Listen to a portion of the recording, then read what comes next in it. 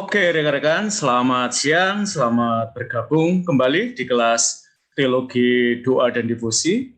Siang hari ini kita akan melanjutkan pembicaraan kita minggu lalu. Kita akan memperkaya pemahaman kalian, terutama untuk kerangka teoritis ya. Jadi beberapa hari ini saya melihat-lihat di YouTube ya, beberapa tayangan tentang Gua Maria. Banyak sekali, dan mungkin Gua Maria yang kalian kunjungi sudah ada di YouTube. Dan itu mempermudah kalian untuk mengakses tempat itu. Dan kalau saya boleh mereview, sebagian besar memberikan deskripsi ya tentang tempat itu. Yang hampir tidak ada adalah kisah iman dari para peziarah yang berkunjung ke Gua Maria itu. Dan kita mencoba mau mengisi itu, maka kita akan memberikan introduksi terutama untuk kerangka teoritis agar cara kita ya menarasikan kisah iman para peziarah jauh lebih kaya, dan oleh Paus Yohanes Paulus II terutama melalui ensiklik Redemptionis Mater tahun 1987 kita diundang untuk melihat Maria sebagai ibunda Sang Penebus. Dan kita harap kalian menemukan sesuatu yang bermakna ya dari dokumen yang kita baca. Itu salah satu bagian dari dokumen. Nanti kalau kalian menemukan mungkin sedikit inspirasi, kalian boleh mendownload ya versi yang lebih penuh dari dokumen itu. Nah, mari kita mulai untuk jalan-jalan agar prodi kita tidak hanya Jawa sentris ya, tetapi kita semakin memberikan perspektif yang lebih Indonesia sekurang-kurangnya. Dan ini adalah kesempatan bagi kalian untuk mengangkat Gua Maria yang sesuai lokalitas kalian, terutama kalau kalian masih ada di daerah ya.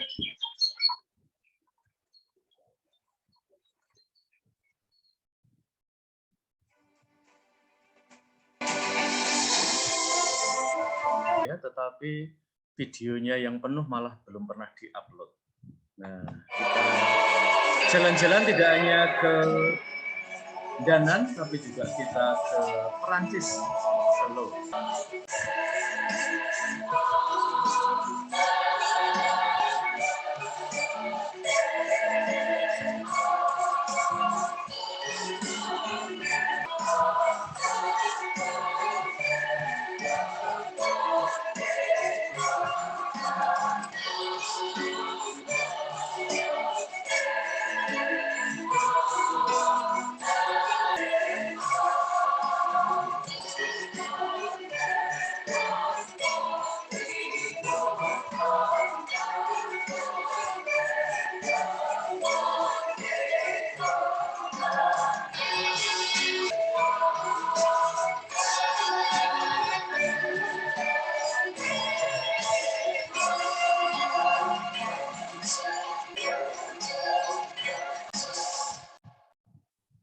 Barangkali patung Bunda Maria yang kalian temukan di gua-gua yang kalian kunjungi, ini adalah patung Bunda Maria yang kita mengambilnya ya dari tempat lain, misalnya yang ada di Lourdes, ini kemudian diambil ya, inspirasinya menjadi di Lourdes ya, di Sendang Sono. Nah, tetapi kita juga menemukan ada usaha Marianya itu semakin lokal ya. Misalnya kalau kalian ke Pakem, kalian akan menemukan Maria yang lebih lokal ya. Kalau kalian juga ke Salatiga ya, atau on the way ke Salatiga, kalian juga akan menemukan Maria yang lebih lokal. Nah, dan tentu tempat-tempat itu memiliki keistimewaan. Ketika kita berdifusi, selain kita mendengarkan kisah para difusan, kita juga melihat gestur seperti misalnya yang dilakukan para peziarah ini, meraba ya dinding-dinding dan dengarkan pengalaman kalian ya berkunjung ke beberapa apa yang kalian temukan dalam wawancara dengan para peziarah. Apakah ada pertanyaan yang ingin kalian ajukan?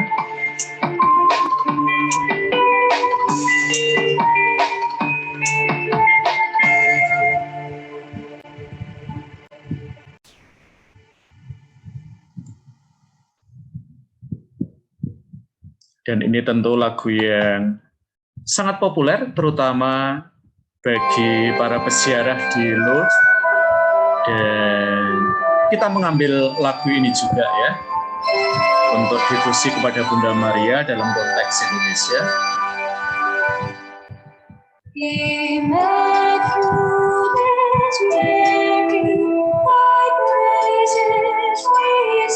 Mada Bakti 546.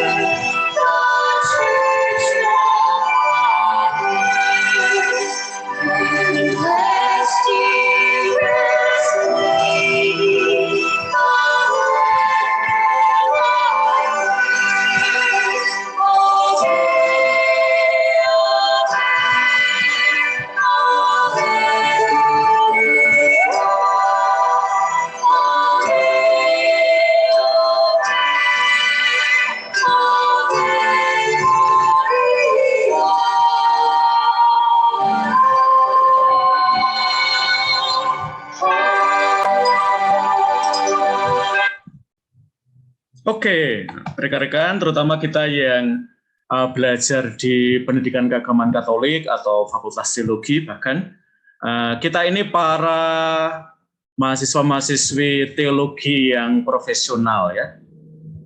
Tuhan aja jadi mata kuliah ya, Maria jadi mata kuliah, Yesus jadi mata kuliah. Maka dalam arti tentu kita ini teolog profesional, kita ini kristolog profesional, kita ini mariolog profesional ya. Sementara yang kita jumpai para peziarah ini, mereka adalah teolog alamiah, mereka adalah mariolog alamiah, mereka adalah kristolog alamiah. Teologinya itu seringkali masih tersimpan dalam tubuh mereka. Teologi, kristologi, mariologi mereka itu belum dipublikasikan di jurnal, ya, di majalah, di buku, dan untuk alasan itu kita mengundang mereka di dalam penelitian ini untuk berbagi pengalaman mereka berziarah ke Gua Maria, pengalaman mereka akan Maria, dan nanti kita akan coba menghubungkan dengan beberapa dokumen yang ada di tangan kalian terkait dengan Maria.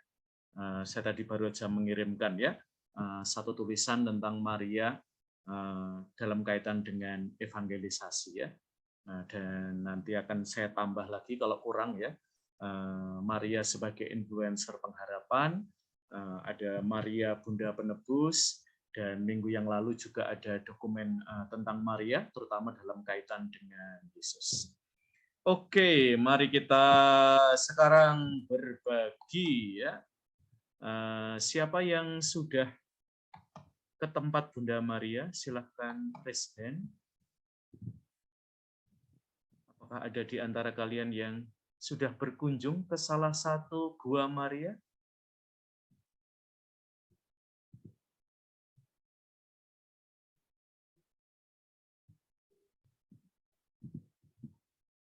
Belum ada yang berkunjung.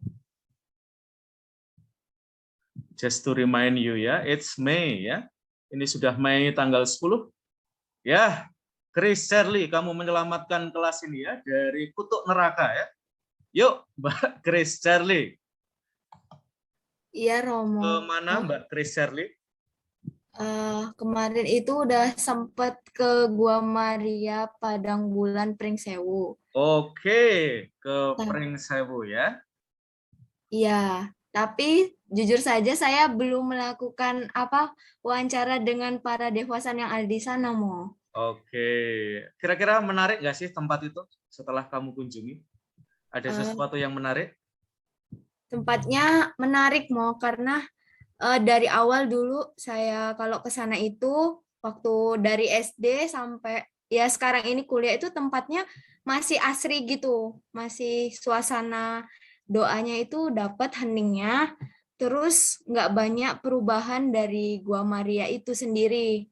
Suasana alamnya kayak di sana itu masih ada kalinya gitu, Mo. Kalau kalinya Ya. itu juga bersih, nggak ada sampah yang terlalu banyak gitu, dan ada air sendangnya, terus banyak pohon-pohonnya itu nggak ditebang-tebangin gitu. Intinya masih hijau dan asri gitu, Mo. Oke ya, saya interupsi dulu. Ya, ada seorang teolog dari Jepang, namanya adalah Masao Takenaka. Dan dia berbicara tentang seni atmosfer. Dia bilang terutama dalam masyarakat Jepang, mereka sangat memberikan perhatian pada seni atmosfer. Terutama mereka juga menyadari ya bahwa alam di Jepang itu punya keterbatasan ya. Orang tidak bisa punya rumah seluas ya, mungkin di negara-negara Asia yang lain karena kepadatannya. Maka mereka sangat memperhatikan ya dalam bangunan itu seni atmosfer. Paling gampang ginilah teman-teman ya. Kalau kalian ke Bundaran UGM ya, sebelum ada bangunan Geraha Sabha dan sebelumnya, itu kita bisa melihat Merapi dengan sangat jelas ya. Jadi kita nggak perlu memperindah kampus UGM ya, tetapi kalau kita ini aja di belakangnya itu ada backgroundnya Gunung Merapi, itu kampus itu jadi indah sekali. Atau kalau kalian ke Paingan, terutama kalau kalian naik ke lantai 4, itu kalian akan melihat Gunung Merapi juga sangat indah. Itu seni atmosfer ya, jadi kita meminjam background alam ya. Dan di tempat-tempat Bunda Maria, seperti tadi Chris Charlie sharingkan, sesedikit mungkin ya, alam itu kita ini ya, kita rubah-rubah ya. Jadi Gua Maria settingnya termasuk tadi yang ada di Indanan itu alamnya kurang lebih masih terjaga seperti itu, sehingga kehadiran Gua Maria itu tidak merusak ya keindahan alam yang ada di situ. Oke, Chris Shirley ya, nanti di YouTube tadi saya sudah lihat Padang Bulan juga. Ada beberapa ya, nanti kamu bisa lihat-lihat, termasuk ada wawancara dengan romonya ya, yang kelihatannya jalan-jalan terus ketemu frater lalu diwawancara ya. Oke, selain soal keaslian ya, jadi belum banyak berubah ya, alam, bening. Kira-kira kalau dari tempat itu kamu tertarik ngangkat apa sih, Mbak Chris Shirley? Dari tempat itu kira-kira apa yang menarik ya yang bisa kita bagikan untuk para peziarah di Gua Maria yang lain ya. Tentu setiap tempat punya sesuatu yang khas ya, semacam jadi spirit tempat itu. Kira-kira apa ya yang bisa diangkat dari tempat itu menurut Mbak Chris Shirley ya? Ya, Mo. Kalau dari aku pribadi, yang bisa diangkat mungkin bagaimana gua itu tuh terbentuk gitu. Sejarahnya apa sih kok bisa ada Gua Maria itu? Soalnya aku pribadi juga nggak paham kenapa ada Gua Maria di sini. Kalau di Lampung itu tuh rata-rata memang cuman sedikit, baru ada sedikit. Tapi yang paling lama kelihatannya Gua Maria itu, mau Gua Maria yang di Padang Bulan itu. Ternyata setelah aku searching dan lihat di YouTube Komsosnya Tanjung Karang juga ada sejarah yang khas gitu yang nggak bisa dihilangkan gitu. Mungkin kan sebagian orang termasuk aku tadi nggak banyak tahu sejarahnya kayak gini. Jadi kayaknya perlu diangkat sejarahnya itu gimana sampai sekarang bisa terkenal gitu, Mo. Oke, jadi ada kemungkinan begini ya, Chris Shirley ya. Bagian sejarah itu dengan sangat gampang akan ditulis orang ya.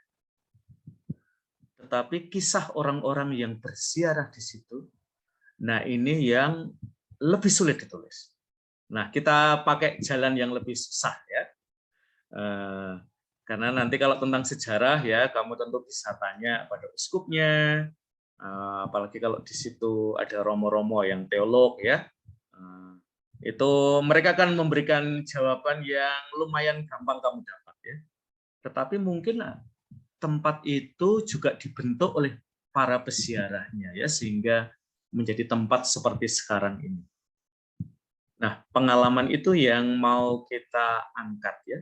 Jadi kita tetap mengangkat tempat itu, tetapi tidak harus dari sisi historinya ya, tetapi dari sisi story pilgrimnya ya. Jadi dari story para peziarah. Jadi, nah saya tidak tahu ya, kamu sekarang di Jogja atau di Lampung? Saya masih di Lampung sih, Mo. Oke, kalau masih di Lampung, berarti masih ada kesempatan ya ketemu dengan para peziarah, orang yang pernah datang ke situ, sehingga nanti muncul ya sesuatu yang menarik, yang menjadikan kisah itu Lampung banget ya, atau kisah itu Padang Bulan banget. Gitu ya. Nah, itu yang harus dicari ya. Nah, kira-kira apa ya? Jangan terlalu masuk ke historinya ya, kita masuk ke story.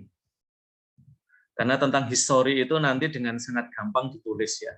Dan dalam waktu yang tidak terlalu lama itu akan banyak banget tulisan tentang histori tempat itu ya. Kita sedang ada proyek juga ya, Chris Shirley dengan salah satu teman saya tentang Gua Maria yang ada di Indonesia ya. Jadi paper kamu kalau nulis tentang itu akan segera tertimbun oleh paper kami ya. Jadi jangan nulis itu ya. Tulislah tentang kisah para peziarahnya, itu jauh lebih menarik dan mungkin itu keterbatasan kita ya. Karena saya juga belum ke Lampung ya. Rencana sih sudah ada ya, tapi selalu tertunda untuk ke situ. Jadi kisah-kisah para peziarahnya itu akan lebih menarik untuk diangkat ya. Daripada jadi sejarah tempat itu ikut terangkat ketika kita mengangkat story para peziarah. Karena apa ya? Kita sebagai peziarah itu membentuk tempat itu, sekaligus tempat itu karena dia sudah berdiri lama, dia juga membentuk kita yang berziarah di situ ya. Jadi kurang lebih itu yang juga dibayangkan oleh filsuf Triarkara ya, ketika dia mengatakan kota membangun manusia, manusia membangun kota. Tempat ziarah itu membentuk para peziarah, sekaligus para peziarah itu juga membentuk tempat ziarah. Gitu ya. Jadi ada relasi kesalinannya. Oke, apakah ada pertanyaan, Chris Shirley? Romo, Ya, itu kan ya. kalau Romo saran harus mengangkat story-nya, nah nanti dalam penulisannya apakah harus disebutkan orangnya atau gimana ya, Mo? Oke, kalau mereka tidak keberatan, enggak. Misalnya, apakah mereka lebih senang dengan inisial ya, misalnya Pak Joko. Pak Joko kan di Indonesia banyak sekali ya. Lalu usianya berapa ya? Lalu dari daerah mana kalau mereka bersedia ya? Ini nanti tergantung kesediaan mereka. Apakah identitasnya kita reveal enggak apa-apa, atau mereka pengen agak nama samaran aja ya, misalnya Romo Andalas itu nama samarannya Andy ya. Pakai ANDY ya. Jadi kalau saya pakai nama samaran tidak Romo Andalas ya, atau Andalas ya, tapi Andy ya. Nah itu reveal ya, tapi nggak reveal banget gitu ya. Tapi kalau mereka open ya, saya nggak apa-apa kok Mbak, apa ya, kisah saya bersiarah di situ diangkat itu jauh lebih baik sih. Tapi kalau mereka pengen identitasnya tidak di reveal juga nggak apa-apa. Misalnya seorang peziarah sebut saja Pak inisial apa gitu ya dengan namanya ya. Jadi kamu ngambil nama depannya aja ya, misalnya kalau ada 3 kata lalu apa ya inisial A, B, C misalnya ya, dan seterusnya. Gitu, Chris Shirley. Ada pertanyaan lain? Sudah, Romo, terima kasih. Oke, siapa yang mau nyambung? Mbak Eca mau nyambung?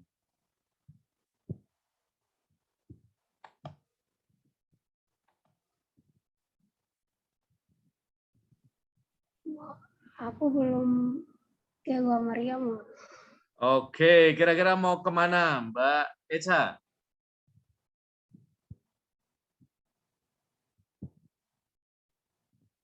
Dari Gua Maria yang ada di Jogja dan sekitarnya.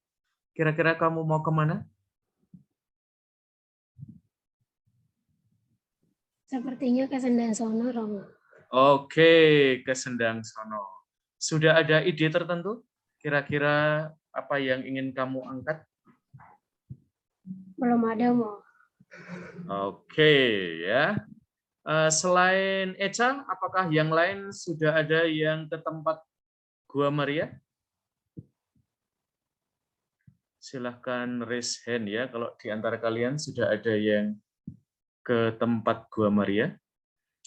Dan catatan dari saya ya, seringkali kita tidak cukup sekali datang ke tempat itu ya. Karena datang sekali belum tentu kita ketemu dengan responden atau informan yang kita butuhkan. Maka please spend enough time ya di situ. Jangan jadi turis di tempat Gua Maria ya. Turis itu datang ke situ foto-foto ya, lalu pulang ya, tidak dapat apa-apa ya kalian di situ. Kalau kalian pengen dapat sesuatu yang meaningful ya, yang worth it, kalian harus spend time di situ. Kalian harus mau duduk di situ ya dalam waktu yang lumayan panjang sehingga kalian bisa nanti memilih ya dari antara para peziarah itu siapa yang akan kalian ajak bicara ya. Dan jangan takut ditolak ya. Ditolak itu biasa ya. Wong pacaran aja sering ditolak ya, apalagi ini ketemu orang yang sama sekali asing ya. Jadi jangan baper kalau kalian ditolak ya. Biasa itu di dalam penelitian ya. Terutama nanti mungkin Eca ya. Mungkin Eca agak punya kerentanan sedikit ditolak ya. Karena Papuanya ya. Tidak usah baper ya Eca kalau ditolak ya. Pokoknya nanti kalian boleh mengaku ya mahasiswa dari Sanata Dharma ya, dari prodi Pendidikan Keagamaan Katolik ya kalau perlu. Lalu kalian sedang ngapain ya dengan mata kuliah ini? Lalu dalam rangka itu kalian mau ngajak mereka untuk ngobrol ya. Karena mungkin beberapa, saya nggak punya pengalaman yang bagus Mbak ya. Lain orang aja yang diajak bicara ya. Tidak harus kalian berhenti ya, kalian bisa agak push sedikit orang itu ya. Nggak apa-apa kok kita pengen dengerin kisah umat ya, seorisinalnya ya. Tidak perlu dibagus-bagusin, tidak perlu bagus juga ya. Yang penting bahwa ada sesuatu yang bisa kalian belajar dari mereka. Oke, apakah ada yang sudah ke tempat Bunda Maria?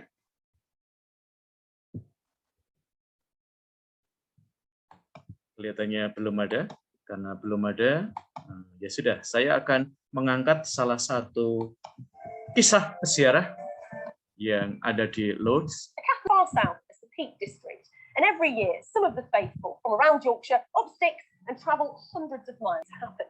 I went along to witness this unique. Jadi kita tidak hanya melihat dari luar, maka judulnya adalah Inside Out. The Leeds Diocese 8-year Lourdes pilgrimage. Almost 400 school kids travel by coach. Setiap tempat itu punya kekhususan.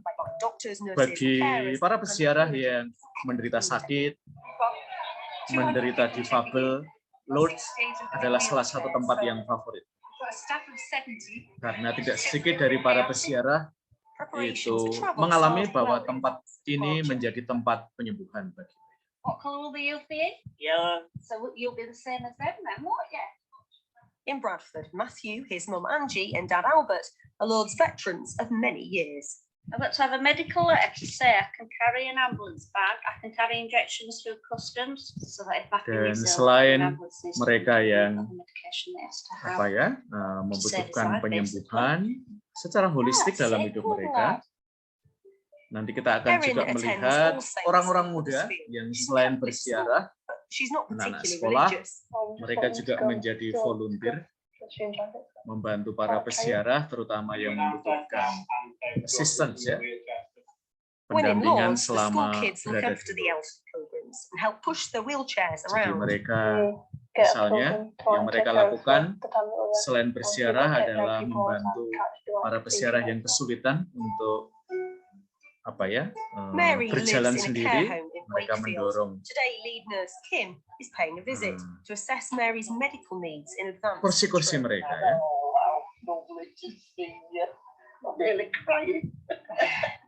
I would normally have a form to fill in and visit somebody at home, stay in the house for a couple of hours and chat. But with Mary, because we know her so well, and she's so fit, we take her out for lunch instead. Breaking the rules. I've always broken the rules. Rules are there to be broken, look. It's departure day, and getting everyone onto the plane at Leeds Bradford Airport is quite a task.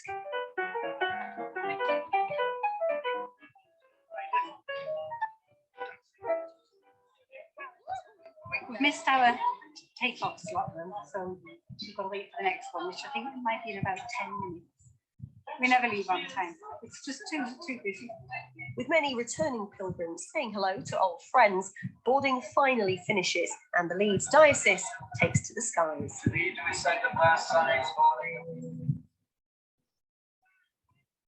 Lourdes has become a global destination for around 5 million Catholics every year. The centre of town is Ada sekitar dominated 5 by the juta pilgrimage pesiarah industry. yang It has berkunjung more berkunjung hotels ke than Lourdes anywhere in setiap tahun. France outside of Paris.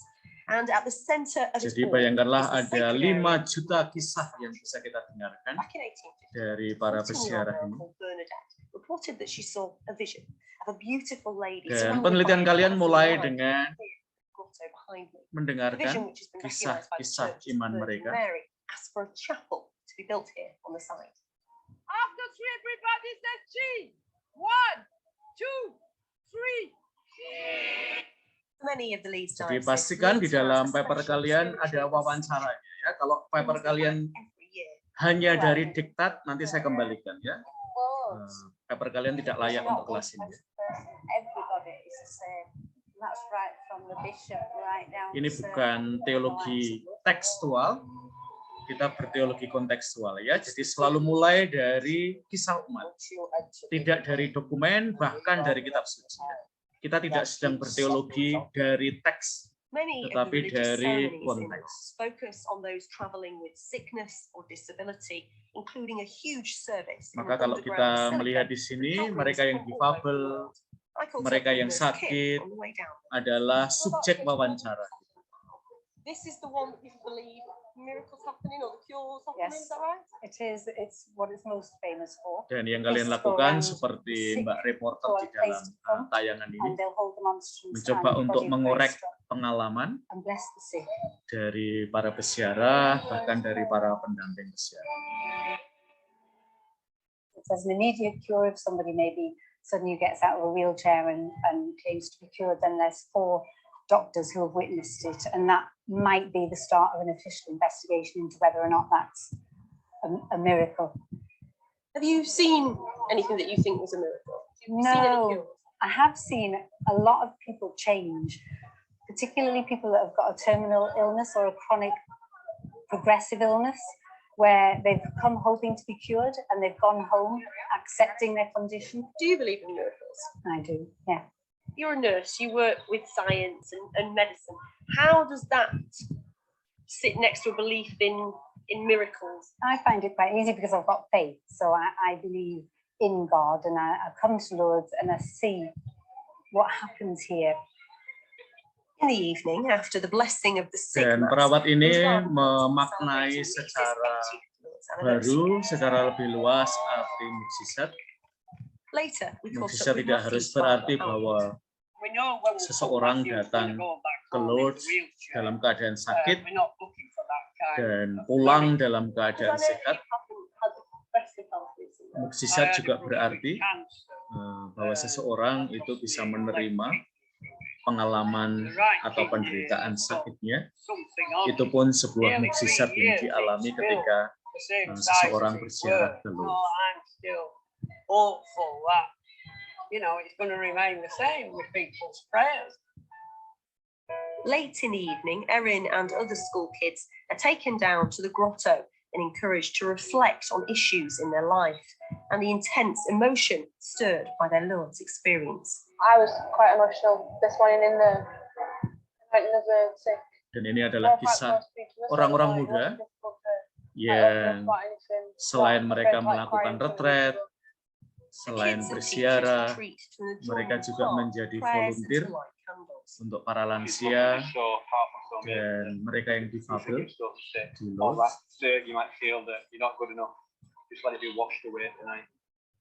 I feel more religious than I was before, just from these last 3 days, just by going to mass every day and helping other people. Even if you don't believe in miracles, the Leeds Diocese Lourdes pilgrimage still brings together young and old, sick and well, medical staff and volunteers in a unique community event, and they certainly believe that's something worth celebrating. Itu adalah salah satu tulisan atau tayangan jurnalistik terkait dengan kisah para peziarah, dan nanti kisah peziarahan kalian itu tidak sekedar ceritakan ulang, kalau itu terlalu gampang ya untuk kalian yang kuliah di Pendikat. Kalian perlu menghubungkan dengan dokumen-dokumen yang kita baca dalam beberapa minggu terakhir ini terkait dengan difusi. Salah satunya adalah Maria, Bunda Sang Penebus, Redemptionis Mater.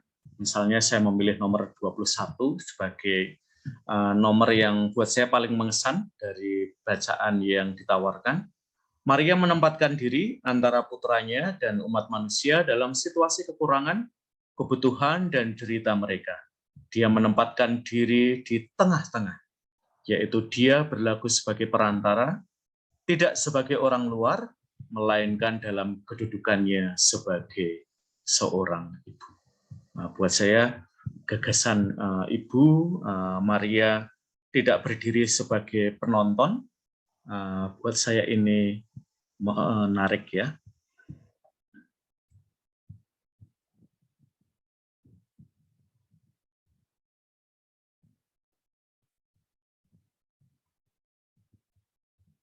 Oke, itu dari saya. Apakah ada pertanyaan ya? Karena saya tidak bisa bicara lebih jauh karena tidak ada dari kalian yang sudah survei ya. Pertanyaan terakhir, silakan kalau ada. Kalau tidak ada, kita akhiri kelas kita ya. Karena kalian sekarang harus ke tempat ziarah. Apakah ada pertanyaan? Selamat siang Romo. Ya, yuk. Saya mau tanya, apakah itu tuh kita harus ke Gua Maria atau boleh kayak cuma di gereja saya itu kan di belakangnya ada Taman Doa Bunda Maria.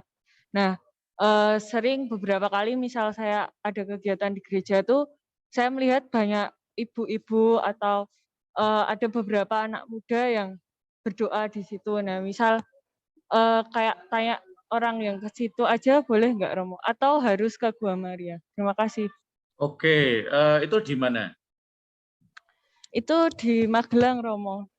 Rumah saya kan di Magelang. Terus paroki saya tuh di Santo Ignatius Magelang di tengah kota. Nah, kemudian di paroki saya itu punya taman doa Bunda Maria yang namanya Taman Doa Maria Bunda Kerahiman Allah. Nah, di situ itu kayak banyak yang doa gitu loh Romo, kayak banyak umat yang tertarik untuk berdevosi kepada Bunda Maria.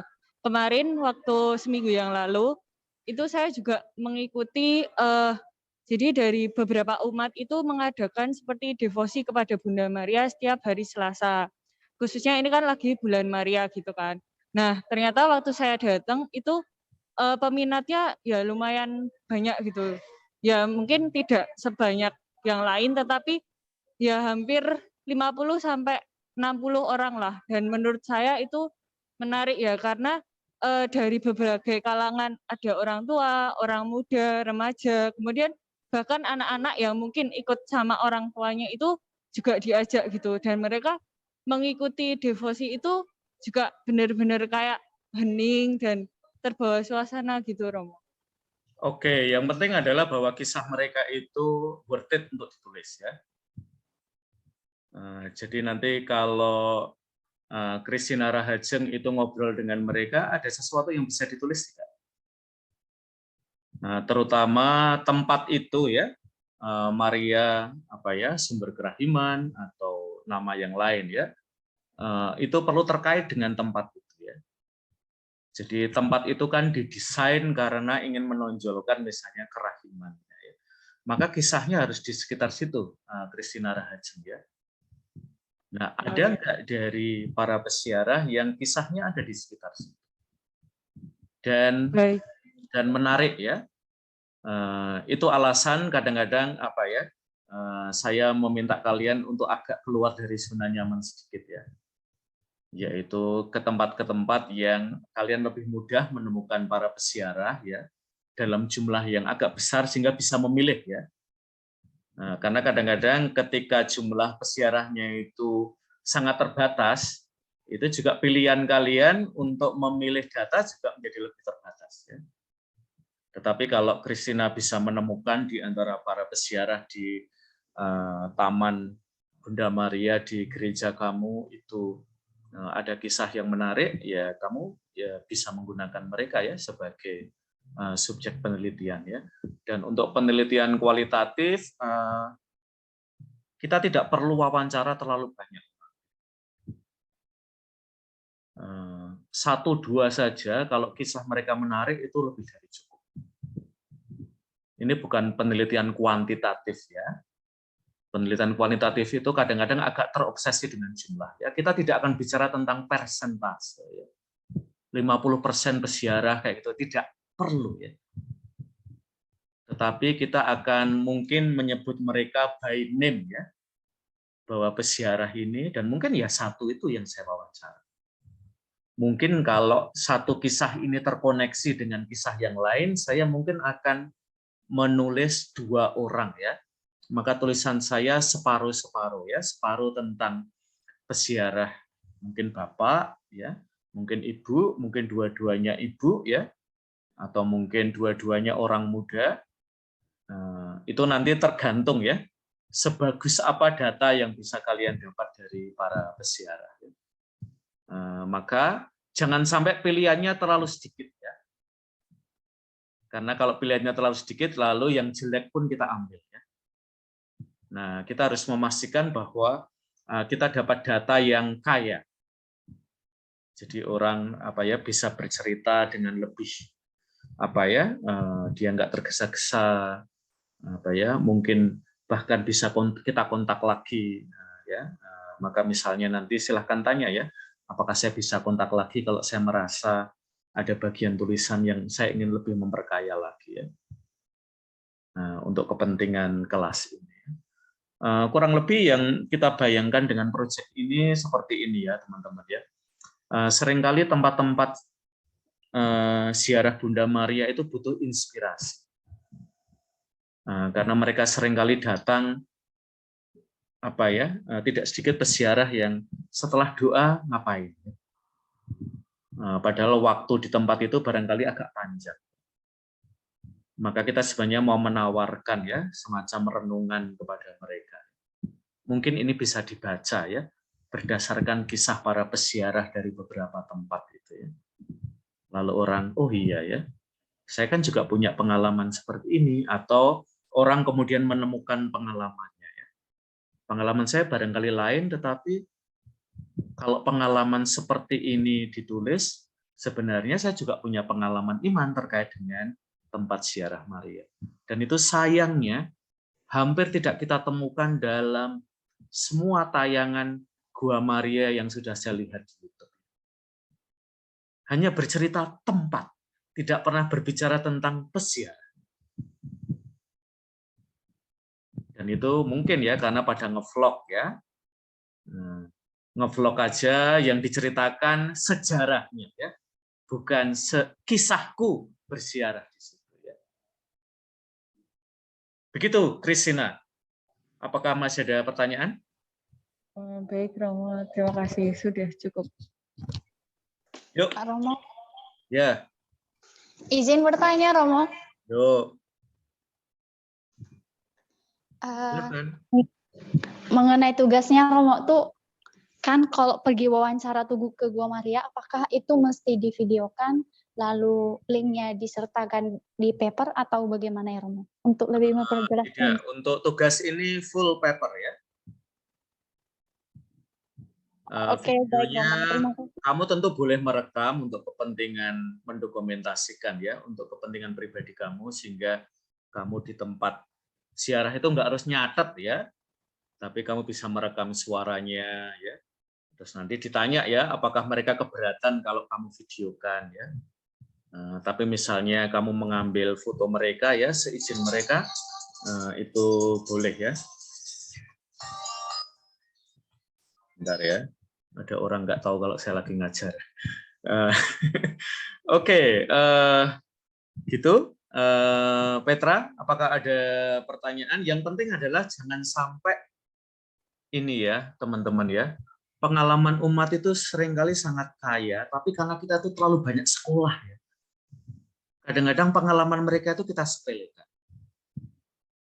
Nah, kita harus dalam hari tertentu ya, bacaan-bacaan yang saya tawarkan kepada kalian itu harus ditaruh di belakang kepala kalian ketika kalian mulai wawancara. Karena kalau kalian taruh di depan, mungkin nggak inspiratif sama sekali yang dikatakan oleh umat. Taruh jauh-jauh semua buku ketika kalian wawancara. Karena mungkin ketika mereka menyebut Maria sebagai ibu, itu penting banget. Tapi kata ibu itu terlalu sering kita dengar. Sehingga tidak lagi punya arti buat kita. Ya. Kita nggak kena lagi dengan kata. Nah, padahal sebenarnya kita bisa mengeksplorasi ya, pengalaman ibu dengan Maria sebagai ibu itu boleh diceritakan nggak? Kok sampai ibu bisa menyapa Bunda Maria itu sebagai ibu? Lalu mungkin dia akan cerita ya, saya itu seorang ibu punya anak, ya. Mungkin saya itu single parent ya, dan di situ ketemunya ya. Ketemu dengan sosok Maria yang barangkali setelah wafat Yesus ya, ketika dia menjadi janda, putranya juga wafat ya. Nah itu jadi kalian boleh ya nanti bisa bertanya lebih lanjut kepada responden atau informan kalian kalau kalian merasa ada sesuatu yang wah ini menarik sekali ya untuk diangkat. Jadi silahkan mencoba mengorek ya sedalam mungkin pengalaman mereka. Semakin kaya, tulisan kalian itu punya beban lebih sedikit ya untuk nulisnya. Karena ceritanya sudah kaya ya, tinggal nulisnya lebih baik ya. Sesimpel itu ya. Nanti dokumen gereja itu akan muncul sendiri ya. Karena kisah itu sebenarnya nanti ketika mulai kalian tulis itu akan mencari dokumen yang saya tawarkan kepada kalian berpuluh-puluh halaman. Ini kan nyambung dengan misalnya tadi saya sebut ya, nomor 21 dari dokumen yang kita baca hari ini. Maria itu nggak pernah berdiri di jauh-jauh dari saya. Dia nggak pernah menjadi sosok yang ada berdiri di luar. Dia orang yang selalu ada di dalam juga pergumulan saya, bahkan dia menjadi sosok ibu di dalam penderitaan saya. Nah itu ya. Lalu dokumennya langsung muncul sendiri ya dari pengalaman yang memang kaya itu. Gitu, Petra. Apakah ada yang mau diklarifikasi lagi?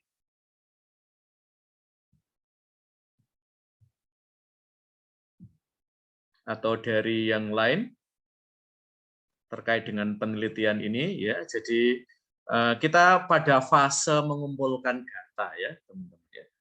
Setelah pengumpulan data, terutama kalau kalian sudah mulai kuliah Metopen ya, itu akan ada memilah data.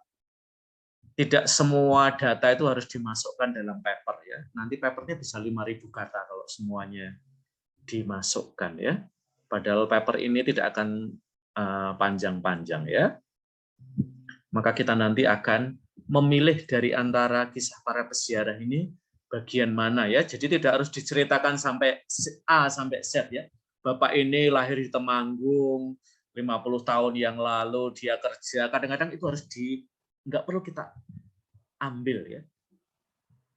Yang perlu kita ambil ya pengalaman dia berziarah di situ aja. Atau seorang bapak yang yang berasal dari Temanggung lalu ceritanya apa gitu. Oke, apakah ada pertanyaan lagi?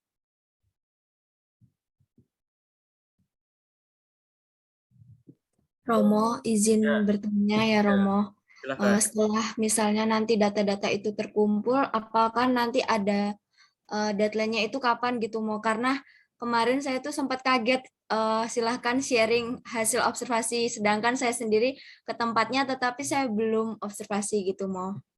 Oke, kapan deadline-nya adalah pada hari HUAS. Ya. Pada hari HUAS. Jadi kita setiap minggu akan share ya pengalaman kalian, maka segera mungkin ya.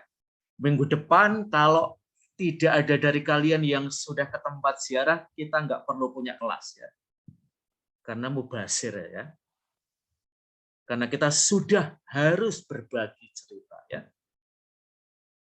So don't do it mepet-mepet. Tidak ada paper yang bagus kalau terus mepet. Apalagi ini melibatkan refleksi kalian ya. Dan bagian refleksi itu yang menurut saya butuh waktu lebih panjang ya. Karena refleksinya adalah menghubungkan kisah peziarah, mungkin kisah pribadi kalian juga yang berziarah ke situ dengan kitab suci, dokumen gereja tentang Maria, dan itu mempertemukannya itu butuh waktu. Kamu nggak bisa mempertemukannya sehari semalam. Kalau betul-betul kita mau membangun hubungan yang erat ya antara kisah peziarah termasuk kisahmu dengan kisah gereja ya terkait dengan Bunda Maria. Karena kalau misalnya Christina tadi ya kamu mengangkat Taman Maria Kerahiman ya, kamu harus mencari sesuatu tentang kerahiman. Ya. Tidak misalnya Maria Bunda Evangelisasi mungkin nggak cocok ya. Karena harus mencari sesuatu yang terkait dengan kerahiman. Karena kemungkinan pengalaman peziarahnya juga terkait dengan di sekitar kisah kerahiman. Maka nama Gua Maria itu penting kalian ingat. Karena itu membentuk tempat itu. Orang biasanya tidak asal-asalan ke tempat Bunda Maria. Tetapi mereka menemukan sesuatu di situ. Jadi sebenarnya nanti ada hubungan yang hubungan yang sangat halus ya antara nama tempat, dokumen gereja dengan kisah peziarah, itu ada hubungannya yang sangat halus. Dan kita mulai menghubungkannya dari pengalaman para peziarah. Jadi misalnya Gua Maria Padang Bulan ya. Nah, kalau dari tempatnya apa langsung ada sesuatu yang bisa kita connect ya. Kalau misalnya dari tempat itu nggak bisa langsung connect-nya dengan kisah peziarahnya. Dan nanti tugasnya Chris Shirley adalah menghubungkan itu ya. Mungkin dari observasi kamu ke tempat itu ya.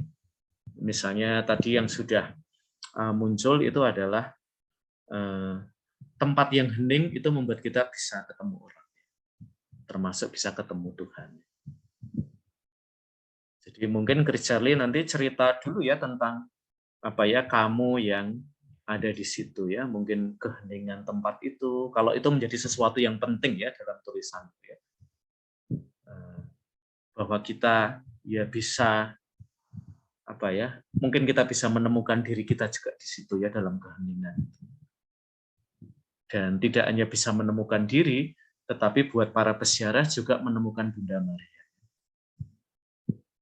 Dan bisa omong one on one ya, personal dengan dia. Lalu orang bisa cerita ya. Nah, nanti kisah selanjutnya Chris Shirley yang harus menceritakannya ya, karena saya belum pernah ke situ. Itu Chris Shirley ya. Apakah masih ada yang mau ditanyakan? Ya, Romo. Terima kasih, Romo. Oke, apakah masih ada yang mau bertanya sebelum kita akhiri kelas kita? Dan sekali lagi ya teman-teman ya, jangan memulai paper dengan dokumen ya. Tak buang ke tempat sampah. Kalian boleh melakukan dengan dosen lain ya, tetapi tidak dengan saya. Kita mulai dengan story peziarah. Kita tidak sedang berteologi tekstual. Karena kalau kita berteologi tekstual, tempat kalian salah kampus ya. Kalian mestinya kuliah di kampus 4, tidak di kampus 5 ya. Kisah umat itu yang harus kita dahulukan ya untuk berteologi pastoral ya. Jadi kalau nanti kalian memulai dengan dokumen tidak akan saya baca ya. Langsung tak kembalikan pada kalian. Salah konsep ya. Dokumen itu baru kita sebut pada akhir-akhir. Ketika kita mencoba merefleksikan pengalaman iman umat itu dalam terang, bisa kitab suci, bisa dokumen gereja terkait dengan Maria. Nah, di situ tempatnya paling belakang ya. Sekurang-kurangnya agak belakang ya. Ada pertanyaan lain sebagai penutup?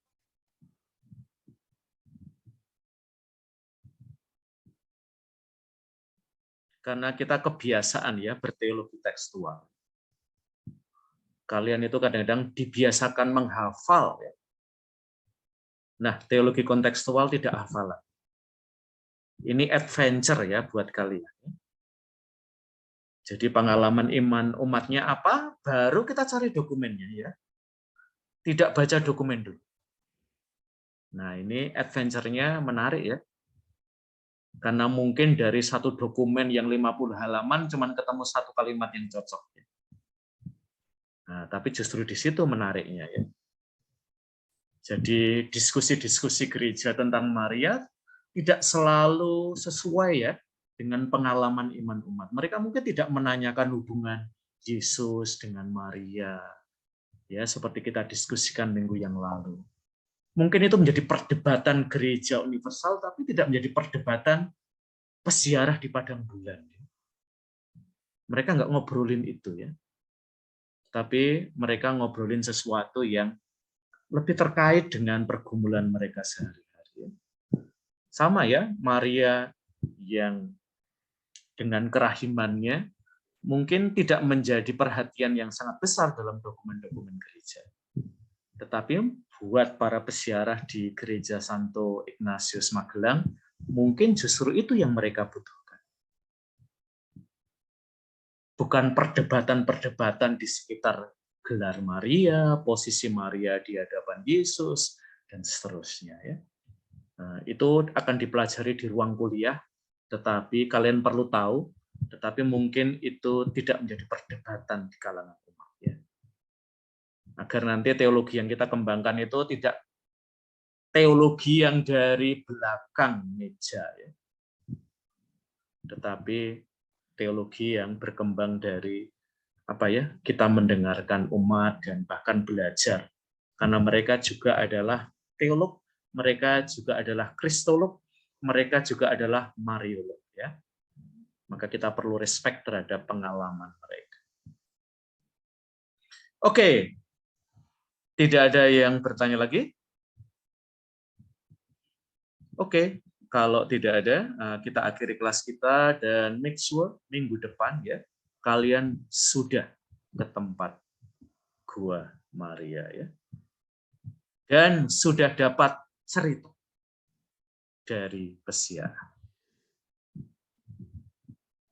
Oke, terima kasih semua dan selamat sore.